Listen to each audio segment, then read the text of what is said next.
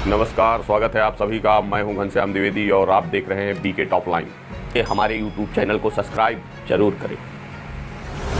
जनपद चित्रकूट की नदियों में अवैध खनन का सिलसिला लगातार जारी है, जो रुकने का नाम नहीं ले रहा है। इसे प्रशासन की शिथिलता कहें या मिली भगत, जो भी हो, पर चित्रकूट की जीवनदायिनी नदियों का दोहन खुलेआम जारी है। मगर शासन प्रशासन को नोटों की गर्मी ने अंधा कर रखा है।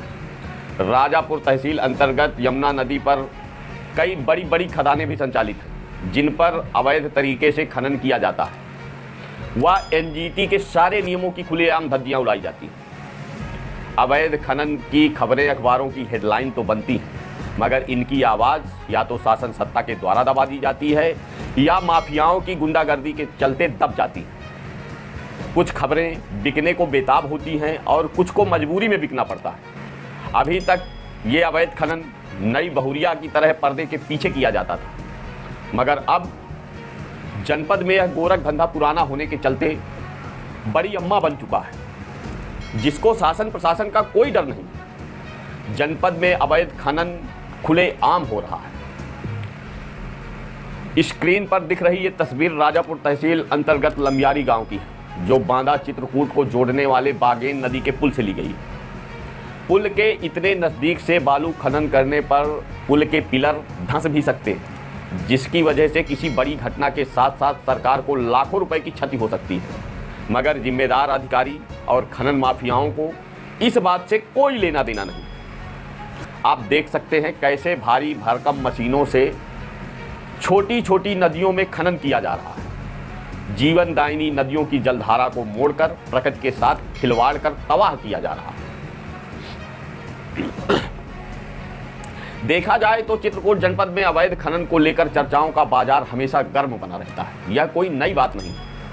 ताजा मामला राजापुर तहसील अंतर्गत गुरगौला और तीरमऊ खदान के दोनों जगह से सीमा से अधिक खनन का मामला सामने आया है। गुरगौला खदान पर सीमा से अधिक व किसान की भूमिधरी जमीन पर जबरिया अवैध खनन का मामला सामने आया है, जिसकी शिकायत किसान ने जिलाधिकारी महोदय से की।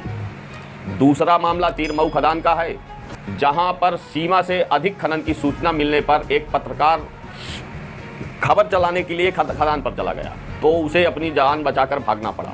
उसे खदेड़ा गया, जिसकी तहरीर उसने राजापुर थाने में दे दी है, मगर अभी तक कोई कार्यवाही नहीं हुई।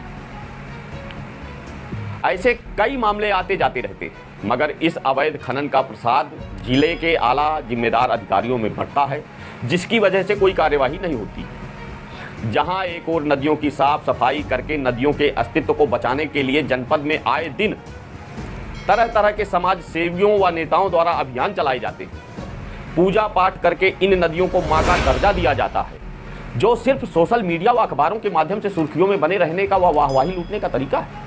हकीकत तो कुछ और ही है साहब।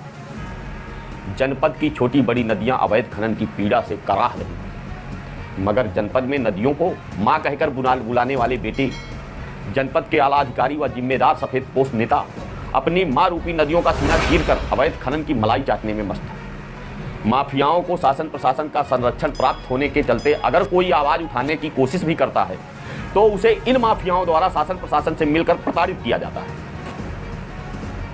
फर्जी केसों में फंसाकर जेल भेजने की धमकी दी जाती है या फिर जेल भेज भी दिया जाता है। मैंने आपको सच दिखाया है। भगवान कांतानाथ अवैध खनन कर और करवा रहे इन सभी से मेरी रक्षा करना। हमारे YouTube चैनल को सब्सक्राइब करके आप हमारी ताकत बन सकते हैं। आप सभी को जय कांतानाथ।